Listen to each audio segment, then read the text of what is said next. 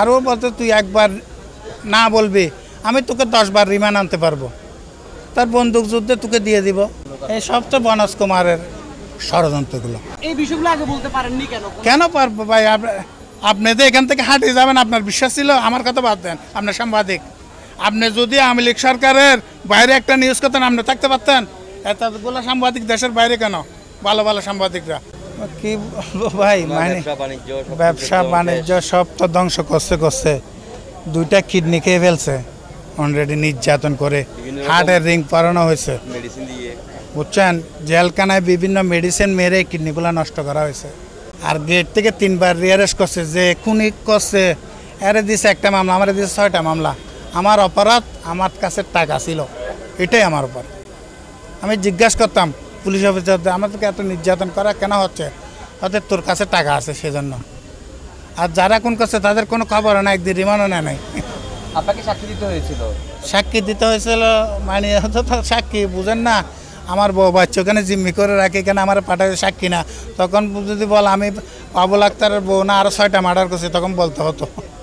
উপায় নাই, আমার মা বেঁচে আছে, আমার মাকে রাখছে, আমার ওয়াইফকে রাখছে, ছেলে বেড়ে রাখছে।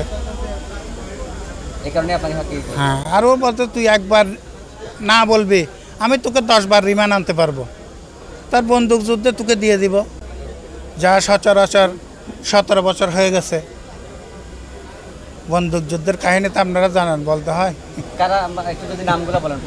এই সব তো বনজ কুমারের ষড়যন্ত্রগুলো, বিশেষ তো বনজ কুমার পিবিআর প্রধান হওয়ার পর থেকে আমাদের উপর নির্যাতন শুরু। ওরা 4 বছর ডিবি তদন্ত করে কিছু পায় নাই, উনি 2 বছর এসব পাই ফেলছে। এখন বুঝতেছেন না, সাক্ষীগুলা সাক্ষাৎকার দিচ্ছে না, ওরা জানা না পিবিআর কাস্টডিতে 2-3 দিন রাখি সাক্ষীগুলারে বানাইছে, যেভাবে বানাইছে এভাবে কোর্টে বলে গেছে।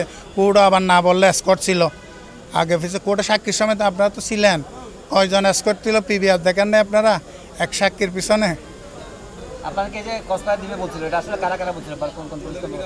পুলিশ বিভিন্ন জন ছিল, বুঝছেন? আমার কাছে আসতে ভাই নিম প্যালেটটা খুলে পকেটে রাখে দিত, মানে নাম মুখস্থ করলে সমস্যা আছে। আর আমরা প্রতিবাদ করব, ওরা জানে সময় বুঝে, এই সময় আসবে তখন প্রতিবাদ করবো, ওরা তো বুঝে এগুলা। আপনি কি বনজ কুমারের কোনো শাস্তি দাবি করতেছেন কিনা?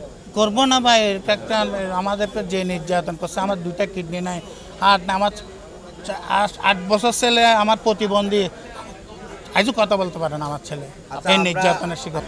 কেন হত্যা? কেউ ওকে কিছু করতে পারে নাই বিদায়, হয়তো ওর বউ দিয়ে করছে, এইভাবে কিছু হবে আর কি, নাহলে এছাড়া তো আমি আর কিছু দেখতেছি না। এগুলো বুয়া কথা। কাইত্রিক একটা নায়িকা ছবি দিয়ে, এটা কাইত্রিক ইন্ডিয়ার একটা নায়িকা ছবি দেখিয়ে নেই কেন আমাদের সাক্ষীতে? ইন্ডিয়ার একটা নায়িকা ছবি দিয়ে এটা বলে কাইত্রিক, মানে এটা কাল্পনিক। পুরা মামলার বিকাশের দেখেন না আপনারা, বিকাশ সে টাকা দিছে নাকি 16 সাল, বিকাশের দোকানের রেজিস্ট্রেশন হলো 18 সাল, তো 16 সাল টাকা কোত্থেকে দিল? পুরো বুয়া মামলা। এই বিষয়গুলো আগে বলতে পারেননি কেন? কেন পারবো ভাই? আপনি তো এখান থেকে হাঁটিয়ে যাবেন, আপনার বিশ্বাস ছিল? আমার কথা বাদ দেন, আপনার সাংবাদিক। আপনি যদি আওয়ামী লীগ সরকারের বাইরে একটা নিউজ করতেন আপনি থাকতে পারতেন? এতগুলো সাংবাদিক দেশের বাইরে কেন? ভালো ভালো সাংবাদিকরা। আপনারাও তো নিউজ একটা করলে পরের দিন টিভি বাতিল, গিয়া বাতিল, আমাদের লাইসেন্স বাতিল, এবার লকাবে এখানে কানতে হতো জেলখানায় পুরা। আপনারা বলেন, আমি কেন বলবো? আপনারা বলেন।